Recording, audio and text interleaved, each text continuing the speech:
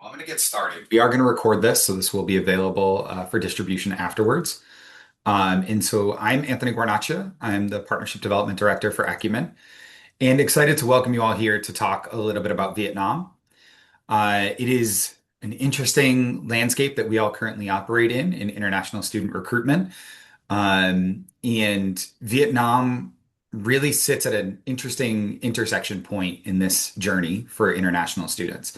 So we're going to talk today a lot about the changes in Vietnam, what is happening in the country, the investments that the government is making into international education, the growth of the middle class, and the changing requirements of the Vietnamese student as they look to come to the West to study. Historically, Vietnam has been an undergraduate market. We're going to talk about some changes to that, and we're going to talk a little bit about the TNE landscape or transnational education landscape in Vietnam as well. So, with that, I'm going to pass it over to our other panelists to do a quick introduction, and then my colleague Bang is going to walk through a little bit of information about Vietnam before we get into the Q&A session. So, Ms. Talk, I'll hand it to you, and you can do your introduction. Thank you, Anthony. Good morning, everyone, and good evening, my colleagues here in Vietnam. Thank you for having me today in a session talking about the opportunity for North American universities in Vietnam. A little bit about myself. I've been international education for nearly 20 years and started as a counselor and specialized in U.S. education from high school to higher education. And I work for organizations like UTP, AF Education First Study Group, and leading the international education division at one of the largest education providers in Vietnam, ILA. And then I work for my own venture, Mental Plus, and I am familiar with both placement service and admission counseling. Uh, Two things that are placing parallel with each other in Vietnam. Thank you, and I pass to Ben for you to talk about you. Okay, perfect. Thank you so much. You talk about good morning, everyone, or good morning, good evening, my colleagues in Vietnam. My name is Ben Hoan, and I'm currently the Vietnam in-country representative for UC Wisconsin, Milwaukee. A little bit myself, as actually a student living and working in the US for 5 years before moving back to Vietnam. And after coming back to Vietnam, I worked in little bit business management before starting a career in early career development, where I help students coming from major American Australian university to have an internship in Asia. And after that, I'm actually start my journey here with UWM. And hopefully for today's webinar, everyone will be able to learn a bit about something or a lot about the Vietnam strategy and how you can take action from now on. Thank you. And I will pass my mic to Anbang. Yeah. Hello, everybody. My name is Bang, and I am the Regional Head of Operation for Acumen in Southeast Asia. And my role within Acumen is to, manage and to support with all of our in-country representatives together with other projects. So my scope is covering the entire Southeast Asia, but I'm based in Ho Chi Minh City at the moment. And Vietnam is in the heart because I was in international education for 15 years. And I believe that 10 out of those are completely within Vietnam perspective before moving forward further into my career and taking more regional perspective. So happy to be here today as well and sharing some of the intel or my insight input into later on Q&A section led by Anthony. So Anthony, does it mean that I will start with my slide or?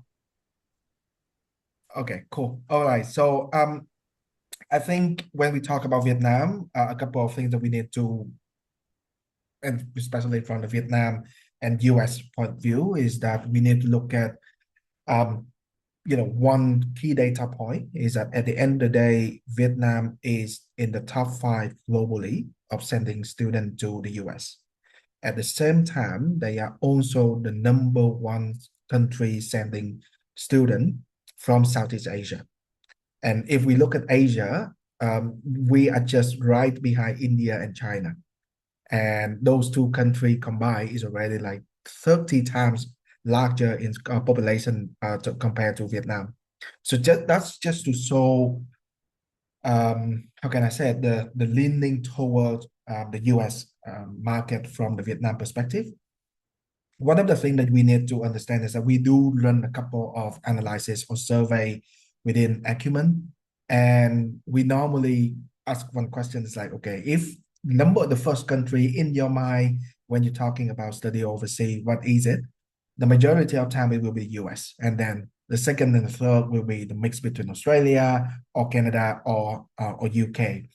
That's just to show that there are multiple reasons around it, but I believe that and I believe that we will talk about those reasons today as well at the panel discussion. That's another point that before I went further on into my let's say my monologue is the Southeast Asia landscape is changing rapidly. And I can give an example from the consumer standpoint. Um, I talked to a friend of mine who's working at one of the largest F&B FMCG company in Vietnam, and he's also doing regional scope as well. And he say like Indonesia brand loyalty is soft. It's so soft that you always have to constantly think about the new policy. And meanwhile, in Vietnam, loyalty program require holiday specific discount. Because if you don't do that, they will never remember you, even though they are within your loyalty program. And he gave me another example is that Philippines is still a cash on economy, whereas Vietnam is now the fastest e-commerce and e-payment market in the entire region. And now with those two things, you suddenly will see that if you go into Southeast Asia, the idea is that we need to diversify it. We're not doing it with one model across the board. And so today we're going to talk a lot about Vietnam. And so I will start with my slide, and I will hope that everybody can see it as well. Oh my God, where is it? Please excuse me.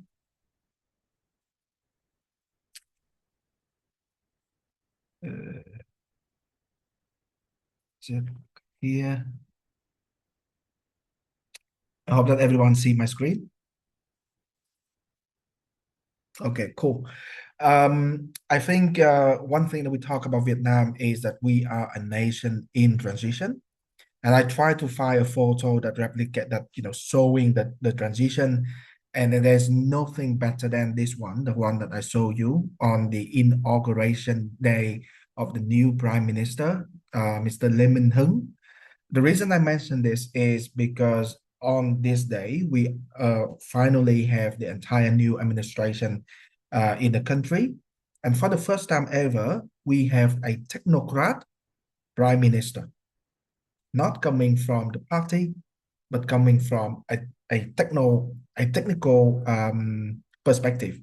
So the PM Hưng, he used to study in Japan, fluently speaking English and French.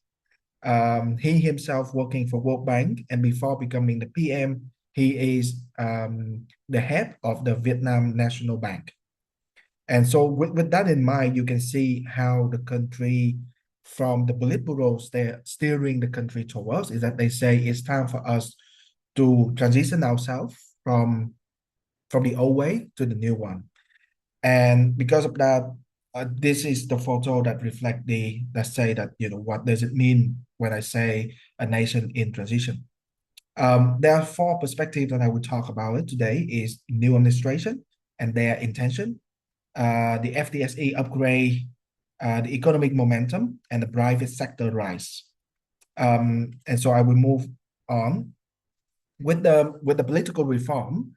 I think whatever the new government doing, they are aiming at efficiency and towards a strong central state government. Because after all, they realize that the only way to lead the country is to consolidate it into one way of going, and everybody go and do on the same target. And that target is that by 2045, Vietnam has to become a high income country. And in order to do that, the government set out a I would say, an ambitious goal that they have to reach 10% GDP growth from now until 2030. Because if we cannot do it, we will miss the deadline in 2045. And so in order to do that, there's a lot of reform going on, including, as I said, we have a new PM. And what does it mean? It means that the urgency to get things done is even more within the country.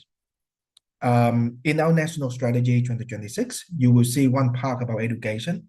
And for the first time ever as well, the central government put down a target for the Ministry of Education. By 2030, they want to have 2 extra international branch campus. They don't care where they come from. They don't care which nationality it is. They just say, you need to make it happen. And make it happen will also go together with a streamlined process, a streamlined directive, and so on and so forth. With the new PM, he's in operation in early April. By now, it's after 30 days after his appointment. The rough estimation is that he's already cut at least over 100 process that will lead to more investment coming to the country and easier to operate. So that is already, you can see that the country is now going towards that. The second element that I think that now reshaping us is the FTSE upgrade. We have confirmed that we will become an emerging market status in September. And we will join China, India, and Indonesia from Asia to become this. What does it mean? It means that maturing capital markets will coming over more and more within the countries. And that will lead to the economic momentum where we remodeling the market from just a manufacturing market or economy to become a high value one, where we're pivoting from cheap labor export to innovation, STEM, and digital economy. And that is where the country is also heading to, where the government, because of all those things, you can see that multiple infrastructure is already in place. We're going to work on the high-speed railway. We're going to work on the first ever nuclear power plant and many more to come, in a new international airport as well, with the idea that we want to become a hub of the entire region. And the one last thing that I want to mention here today is that the private sector rise. A lot of us already know about the private sectors in Vietnam that is growing, getting supporting, but a lot of time they are being, let's say, directed or managed by a lot of process, a lot of paperwork, and a lot of law. The new government coming in and they say the state will direct, the private sector will execute. What they are now aiming at, and together with a strong central government, a lot of command now saying we are now leaning more into, let's say, a more Hamilton approach. So you can see that it's even come closer to the US or to the US orientation. And with all of these things, the government now put a pressure on both public and private enterprise that you need to put on growth in technology, logistics, fintech especially, and green economy, because that would be where the high growth, where the country want to go. And that's what, the problem starts. Government say they want to put in a lot of effort in there, but we don't have enough talents, well-trained talent. Only in IT, every year we are lacking of 50,000 high-level IT expert to work in technology company and technology firm. With that is just simple coming from the local training university to coming over. And that is where we see that the need for well-trained or local company coming over, for international university as well, to coming over and support the education and bridging that gap between the need from the industry and the supply from the local universities. So that would be the 4 forces reshaping Vietnam at the moment. Um, I think finally one thing that would say that why Vietnam demands a different playbook for us as a universities, or in this case US, is we have a rising middle class because of all those FDSA upgrade, economic momentum, and so on and so forth. We will have a rising middle class, but at the same time, the rising middle class contending together with it an aging one. We already said that by 2035, we will start being an aging country. And then now to get in Vietnam, together with all of the panel talking about, driving for economy, we now next to it, let's try to have more kids for a sustainable economy. And those are, let's say propaganda are now coming together in the country. You can see that because the government now is realizing that, okay, in order to continuously having a rising middle class, then they should not be aging. And then the second point is that the STEM and the tech demand, what I mentioned above, is that the government wants it. The government really want to see it. And secretly, I know a couple of US institutions already being here and going work straight with the corporate, Vietnam corporate in certain project and in executive education. The third point is that the change in student and parents mindset. ROI now getting over the rankings. And I think that this conversation popping up especially more in the south of the country, where people are more into like, if we study this such and such program, what job does this degree unlock for my kids? Is the program value for money? And then the fourth one would be the big four would now becomes a big 14. The competition itself is no longer between US, UK, Australia, Canada together. The competition now is plus 10 others. China is now stepping in, Malaysia stepping in, and even Vietnam. Part of the national strategy, if you're reading that, you will see that all of these investment from the country is that they want us to become an education hub. So soon we're going to have a big four to become big 20. But overall, what we can see is that the rising economy will lead to more options, more access to information, and that would need us to, as an institution, to start with thinking of a different playbook to, let's say, approach the market and gaining the talents that we want to attract to our campuses. That will be, the end of my monologue, and I will pass it back to Anthony. Ben, thank you so much for that. I will say there's a couple folks on the call who can relate to this, but watching the Big Four become the Big 14 is pretty much what happens in our athletic conferences here in the United States, as we've gone from the Big 10 and the Big 12 having 18 or 20 something institutions now in them. So I love that. But it does speak to the dynamism that's going on in the marketplace and the changing landscape and desires of Vietnamese students, where their options are and where those options currently take them. So love that. We wanted to anchor to one thing. So, everybody's busy, whether everybody can stay for the whole time or not. We wanted to kind of bring one point up to the front. And so I'm going to turn it over to the panelists, but I'm going to ask you one key question. What is the one thing you would like an institution that's listening today to take away or understand about the Vietnamese market as it stands today? What's changed the most, or where is the biggest opportunity? And so with that, I'll turn it over to you guys to talk about that for a little bit. Okay. So can I Please. take on here? To talk about one takeaway, I would like to highlight it first because I think it's the key thing that I observe is that I go from banks sharing. Vietnam is a very price sensitive market within the ways that they care a lot about ROI at the moment. And another thing, I would not make it very long, but because I want it as a takeaway, and we are very kind of agent friendly and network friendly. We are network market, not a monopoly. Um, so there's a two things that go together: price sensitive ROI and network agent friendly. Would you And like to it add to goes. that? Sorry? Oh, I just said Bin. Would you like to add to that a little bit? Yeah.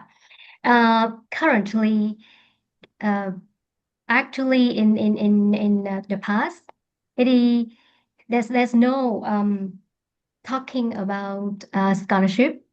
There's not so many opportunity for students to really learn about scholarship to study in the state, because what we did was to only do the placement service for the students, where there's not so much information about study in the US, and student or parents are not exposed to kind of details of information from their school or from their how to daily activity or from a teacher, no way. So what they learn is from working with the agent, and what the agent provide, they will follow and they will pick. But recently, there's emerging of admission counseling service in Vietnam market, leading by a few companies. And they talk a lot about getting two students to top universities. At first, that service is purely for students who want to go to top university. But later, because the parents need to pay quite a big amount of money, for example, 30,000 USD for about 2, 3 years working with a mentor on the admission counseling process. Then the parents, some of the parents are really wealthy, and that is very niche market at the beginning. So parents are willing to pay that much amount for the service and later enroll their kids into top universities, and especially it is in Hanoi, where they care a lot in the north, where they care a lot about ranking. But later, to be more competitive, and when the admission counseling service is more popular in the south, then people start to talk about guaranteed scholarship. This is quite strange, right? But they work with the student and they say that if you go through this process, we will work you through applying the application process to about 10 or 15 universities, and you are guaranteed scholarship to one of those. And among them, there are some universities that are really at high ranking. But at the end of the day, parents will look at, okay, I will pay 30 or 40,000 for the service. But at the end of the day, if my children can pay about 20,000 or 30,000 as a whole, that would be a great return on investment. And another return on investment that I would like to talk about here is that they care about the employability after the student finish. Now, I talk a lot about internship and then work post study work opportunity, with what kind of subject or major that will allow the student or give them more advantage when they want to stay in a country, at least for international experience, and later if they have the opportunity they will stay and work there, or immigration at the end. Yeah. Those are Wonderful. that are the things that I would like to share. Wonderful. Bin, please. Yeah, for sure. Yeah, I think just kind of one thing I want to share. It's kind of related to what Bang and Jitop actually mentioned, is that Vietnam is a very diverse market. You cannot treat Vietnam as just one market. A lot of people come into Vietnam because they heard all about this, and they just come to Vietnam with the same strategy, no matter which region, which city they are, and they may not success because Vietnam is a one country, but it's very regional at the same time. Jitop actually mentioned, like the North, for example, they care more about ranking, right? Like scholarship. Meanwhile, the South is more focusing on like scholarship, not like scholarship, but more about like return on investment. So what is the kind of like what the budget? You have to figure out the type like what your institution position in each region of Vietnam. For example, like for UWM. I joined for a few months now, and until now, I kind of figured out where we are on the Yeah. Vietnam map. Like, I cannot apply, the same strategy I have in Ho Chi Minh City and apply exactly in Hanoi, the capital, or Da Nang, the city center of Vietnam. Like, it's definitely not gonna work for sure. So I think that is something like I hope that is the key takeaway I want to give everyone is that, yeah, treat Vietnam as like with at least two market actually. And yeah, something we definitely can dig deeper in our today conversation as well. Yeah, that's all for my side. Wonderful. I thank you very much for that. So let's build on that a little bit and talk a little bit around what is different for Vietnamese students today. So if you think about over the last 5 years post-COVID, how are the Vietnamese students responding and looking to go to the West in a different way? There's shifts in graduate versus undergraduate. Where are the fields of study that are gaining momentum? Bang talked a little bit about the FTSE upgrade. What are some of those directions that are driving the change in the market, and what would you like people to take away from that? Ben, I'm going to start with you, and then we'll go to Ms. Swak from that. Yeah, so I think the first thing would be about the English proficiency because I think because I'm staying in the US like 10 years ago, right? And like taking an IELTS or TOEFL was not that accessible if you are not in the big city. But in the last 5 years, like you can literally take IELTS almost anywhere. Of course, if you live in a rural area, you cannot, but you can go to any like medium-sized city, you can take it. And especially in big city now, like SAT, ACT, very easy to take. Like you can just take it. So the quality of student in Vietnam actually improving a lot, especially for college entry. Like if like in China, they have the Gao Cao, like the college entry exam. In Vietnam, we have the similar concept. Yeah. So for the English subject test, instead of doing that test, you can just take the IELTS and have a good score and don't have to take that test. So which means that Vietnamese students from big city in Vietnam usually have IELTS already in their like high school. So that is already something that make the market more attractive to like English speaking institution to come in. Yeah, so I think that's what I would like to share from my side. Yeah. If I can add in, and I would drive it around your question, Anthony, as well. When you say, okay, what's the difference between the student 5 years ago and now? Um, I would say, apart from English, the another one is the ability to search for information and making judgment based on those Yes. information. I think, I remember just like me in the past that when I get some certain information online, the first thing coming in is that I will trust that information first. And then I will start, looking for to prove until that information I got is wrong. But Hmm. this day, the student when they got the on the chatbot that they basically I used to see a nephew of mine at home start using 2 3 chatbots try to check each other and then at the same time taking those clues and going and talk to the counselors or business top company and say, hey, look, this is what I see and I search for. And when I talk to them, I say, okay, so what is this information? Where, how, and how fast can you get it? And they was like, look, I just do it within 1 hour, and these are the information I got. The only problem that I don't have is the decision making process, Hmm. and I think that is where, again, the role of the agents will also have to evolve.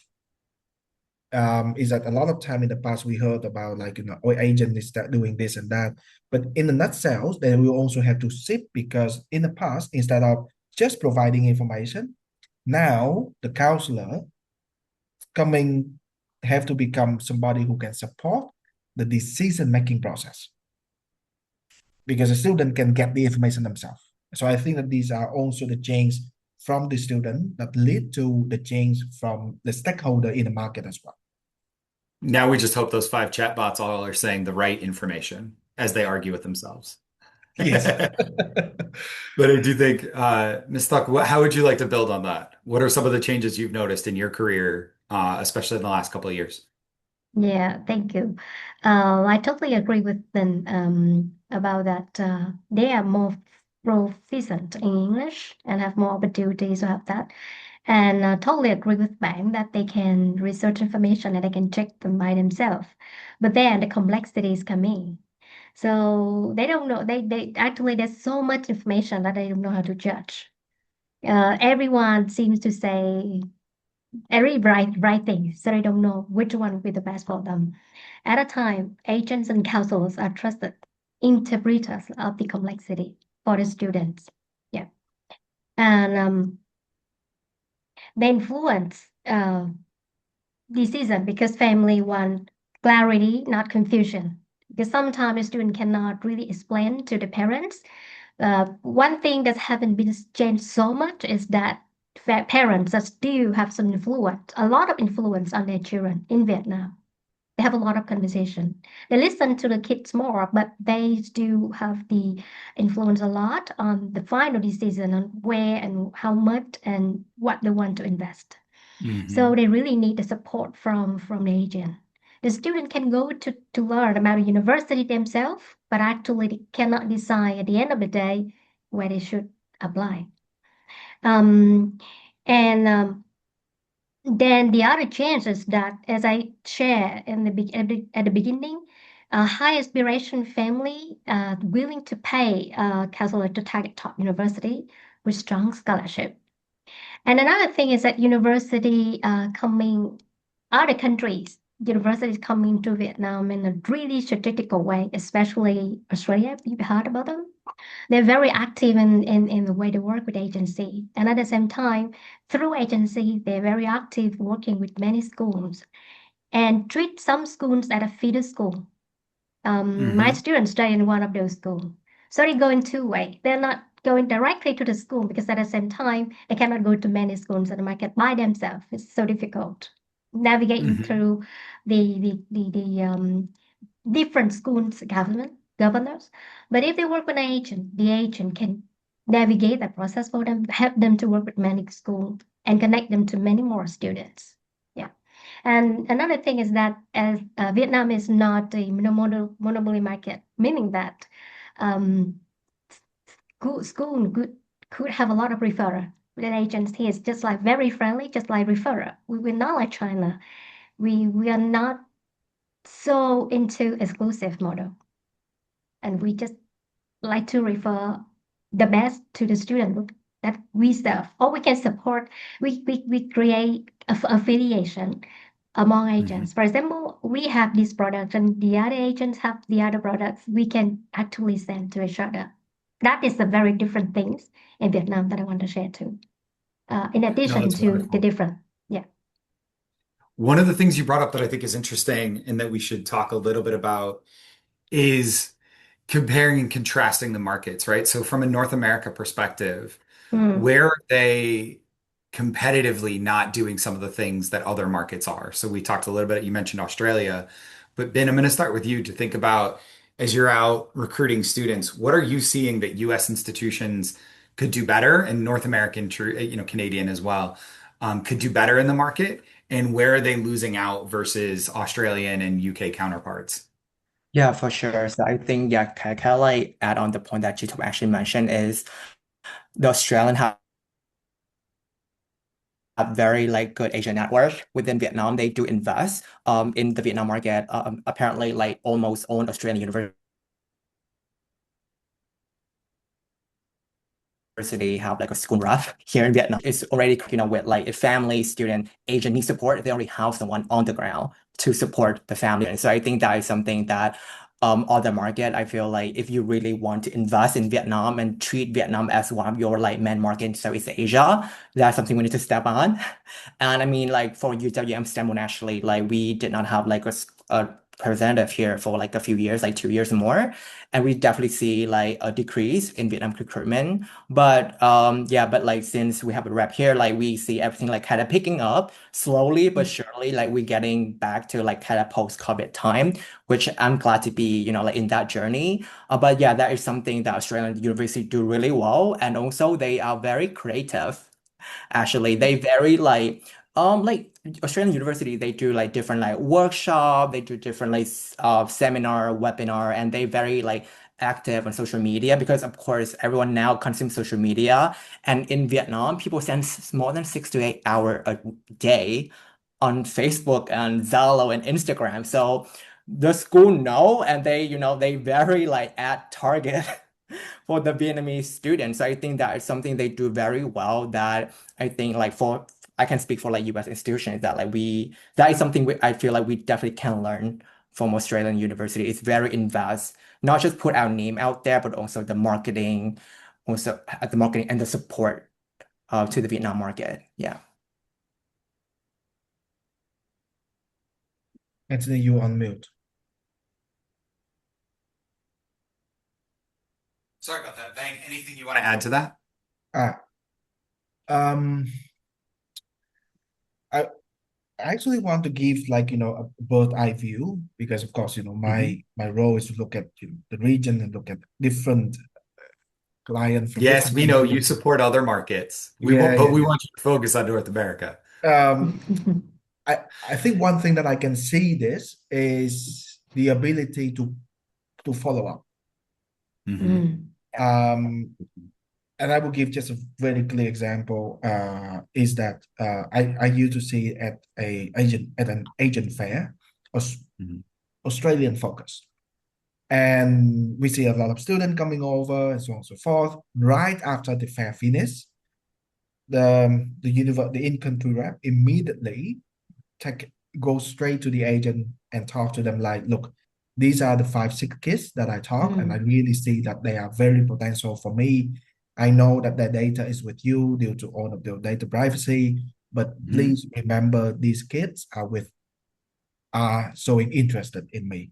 And then after that, Hmm. by having an in-country rep locally, they would just keeping calling the student, checking in with them, and say, or inviting them to a coffee chat with the alumni who is in the country, and so on and so forth. These elements I still see quite far away from the North American perspective. mm, Hmm. And I have to say that at some point it's still a very, let's say, alien concept towards the North mm, American institution as well, is that like, yes, we understand that we need to have somebody locally, but at the same time, do we need to do all these things? And I have to say that yes, you have to, because one counselor or even school counselor, they are seeing multiple school or university coming over to the school, and in order for them to remember about us and talking about our place, we need to do it in a more touch points. And so I think that that would be something that the North American institution can learn from. And that apply to multiple market as well, not only in Vietnam. But the one thing that I mentioned in earlier is that the Vietnam, you because you have a local rep, you will be in the position to explain to the parents why you don't give scholarship to a certain extent. Because that Hmm. is that is the conversation the Vietnamese parents will always go back to you and say, look, I understand only ROI, but where's the scholarship? So those are the thing that from a local perspective we can tackle it. Very cool. Miss Talk, would you like to add anything on this topic? mm. I think I agree with Bang on the following up.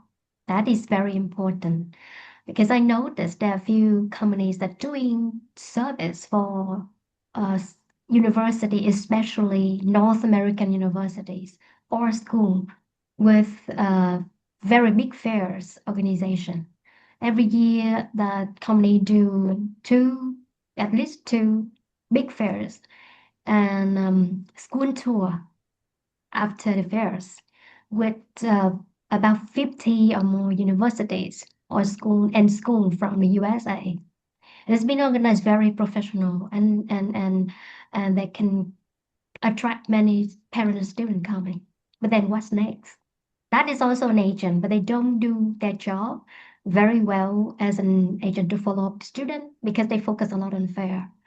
So so many universities coming, so many schools coming, and individually like that, twice a year or once a year, and then meeting with a Hmm. few students, give some impression, and then left.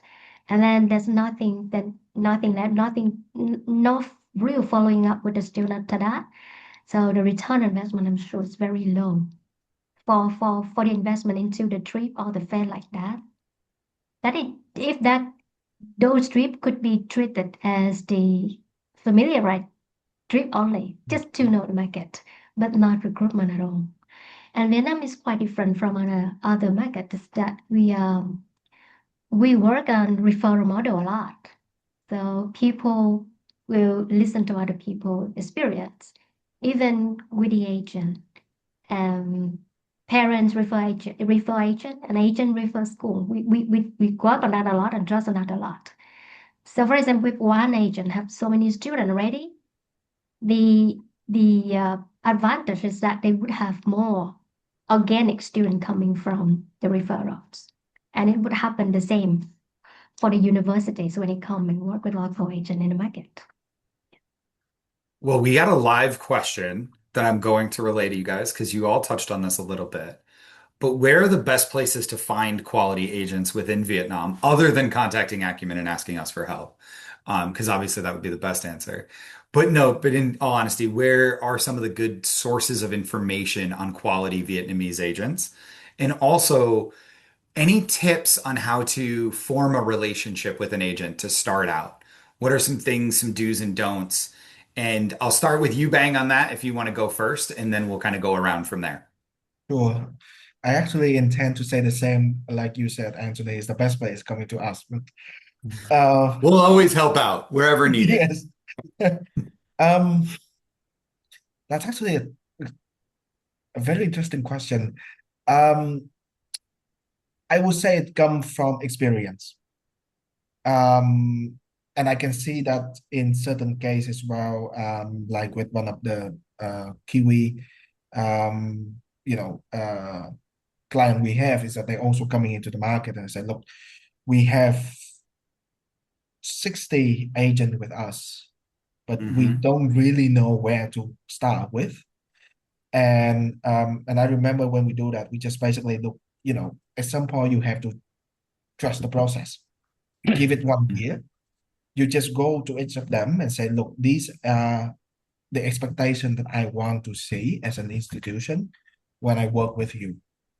And you can just say, look, of course, the conversation about target is always a hard conversation, but we just need to manage this right from the beginning by saying, look, what I want from you is within this next intake, give me 2 students. Got it. Start small. Start small, and then give it time. By that time, after 1 year, you can easily track back and say, okay, so this agent gave me 6, this agent gave me 5, this agent, in the beginning, it looked very promising, but, at the end, they can only provide 0. That is where you start building that up. Um, and so I think that is where, the best place is experiencing it ourselves for such market. Another way we can do is this is, I will share this, and a lot of my colleagues will not like it, is that you look at all of the master agent list, whoever popping up at all of the agent training from the master agent is the one that you should go to because they're serious with those training. That's a good way So to do it. yeah, and that is normally, very we going guerrilla war in this case, is like looking at one by Mhm. one. And then when is it the second part is how to build successful collaboration? Yeah, so especially if you're remote, right? So thinking about how Right. you form those relationships, because we are pretty off cycle on a time zone perspective, as you and I know, Yeah. being together. I think the best way is, of course, so the trust. Hmm. The one thing that I find out from a Vietnam culture perspective is, um, when they invite you for something, you just resent that. Hmm. Even though sometimes you feel, of course, we will always say, okay, what is it for me? But by showing, even though on a very good will, or if it's just a normal event, like they say, hey, I have a webinar, and I just need somebody who can talk about such and such topic. Can you do that? And if you going back to your faculty and say, look, I have a chance to talk at this webinar, do you want to do it? And if we can make that happen, that's where the agent build a relationship, and that's where they Wonderful. remember us. Yeah.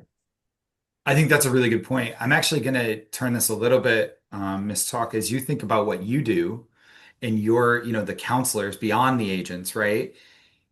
How do universities engage with folks like you in the ecosystem? As you talked about, that's a rising segment of the Vietnamese higher ed space.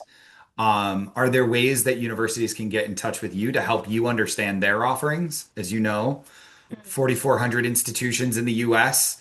It would be hard for you to know them all intimately, and add another, couple hundred in Canada as well. So, what are ways that you find out about institutions, and how can institutions find out about you? Thank you. There's two part of question. So I will go with the first part that you are asking about how the institution can find us. So the first question going to Acumen, of course. Yes, Yes, yes, because I'm introduced for sure. to institution by you guys a lot. Thank you so much, man. Seriously. And of course, we do admission counseling, meaning that we are not limited with a certain list of university, of course. But at the Hmm. same time, the more we know about universities and the more streamlined the application processes would bring more benefit for the university, of course.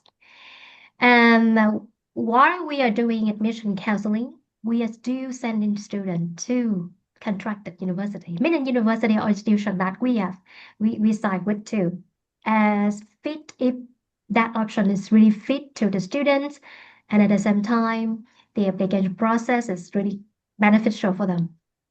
So, so, so I, so I cannot say that even with that big number of university, we don't know much, but the more we know, the better. Um, and then there's some university or organization reach me through LinkedIn. And Hmm. then, as I shared from the beginning, we are the very strong network market. So those university, when they come to see me, for example, because in looking at this period, maybe they will look, okay, I know about the industry and they connect. And then when we met, we share, they can definitely ask if which agent they can contact. And we totally open to share and to connect. There's also the really unique point that Vietnamese agent or Vietnamese people as a whole is really I can say strong at or very open about that. And the other thing is that through the fairs, B2B fairs organized by ISEF or some others organization, that should be the channel for university to contact to agents directly. And for those agents who join those at those fair are somehow serious and know what they are doing. And of course, the filter in the market like Acumen would add a lot of value to the universities, especially in terms of connecting the institution to the agents and at the same time vet them a little bit or finding a suitable person. That is how I would suggest Hmm. institution to start to look at. Yeah. And I totally agree with Bang that going to the master agent to see the activity and then get judged. But one thing I would like to add, in terms of the the network market, Hmm. you might work with one agent, and you aim at one two student at the beginning, and then later they might not send you student. That doesn't mean that they are not doing well. Yeah. Because there are now so many schools, so many institutions, universities, many countries go into market, and we are shifting to find a fit options for the students, especially at my companies. We will find a fit. So we we would like to work with so many universities, but we are not guaranteed that we will send students to a certain university. But the more agents one institution connecting with would give you more opportunities to reach more number of students.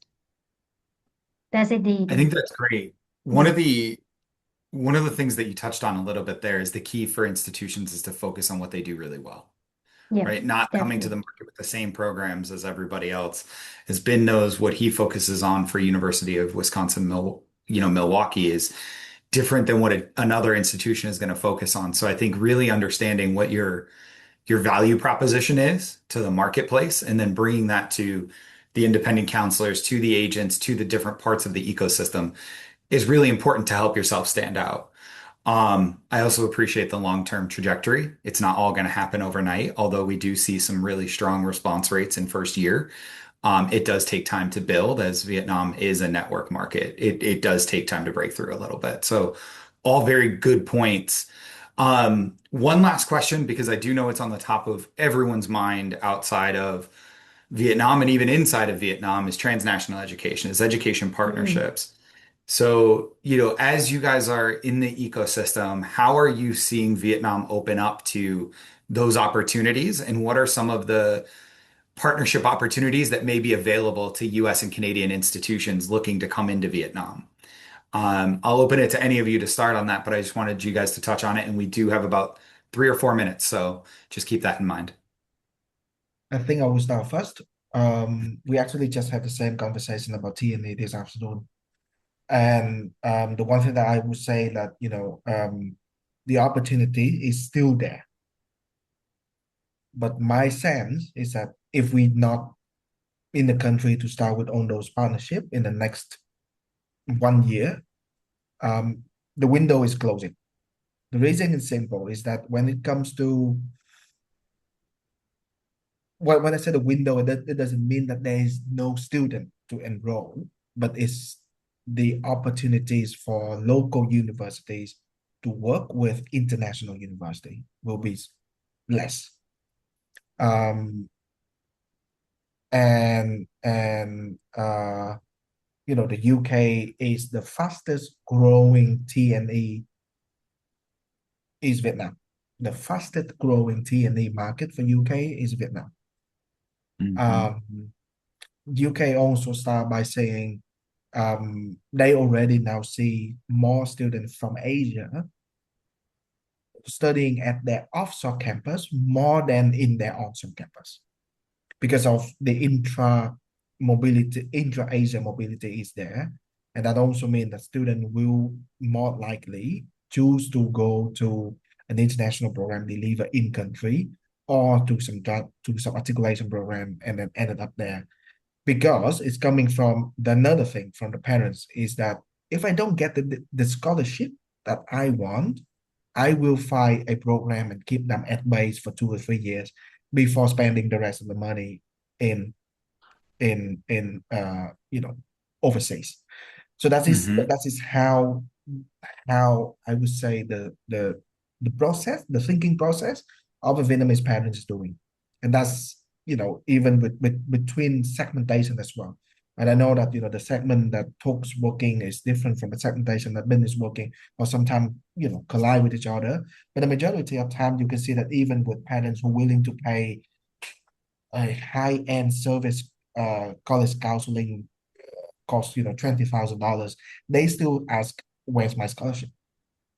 And so that is the momentum in the market is that TNE will still be there and the opportunity is there, but it's closing because you can see that today, in our national strategy, the Vietnam government also said, look, local university, if you want to work with an international university, work with the top 500 ranking. Or if they're not top 500, at least one of their subjects is top 500.